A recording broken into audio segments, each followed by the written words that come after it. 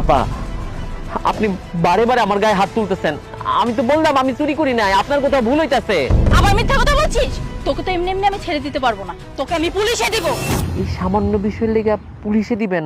আপা, আমি তো আপনার ভালোর লেগে চালটা চুরি করছি, আপনার লেগে চাল চুরি করছি। অনেক অনেক হয়েছে আপা, এবার থামেন। বারবার বলার চেষ্টা করতেছি আপনার জন্য আপনার চালটা আমি চুরি করছি, আর আপনি একের পর এক আমার গায়ে হাত তুলে যেতেছেন। কেন আমার কথা কি একবার শুনতে পারতেন না? আমার ভালোর জন্য মানে? তুই চাল চুরি করেছিস আর এটা আমার ভালোর জন্য? হ্যাঁ, চালটা আমি আপনার জন্য চুরি করছি, আপনার ভালোর জন্য চুরি করছি। ধরেন, দেখেন দেখেন আপনার গাড়ির সামনে কি আসছে, দেখেন। কই ভাই?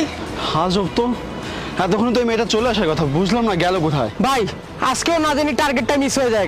আরে খুঁজতে থাকো দিক দিয়ে, যেভাবে ওই মেয়েটাকে ধরতেই হবে। ভাই চলো বাইকের সামনে গিয়েই দাঁড়াই। আচ্ছা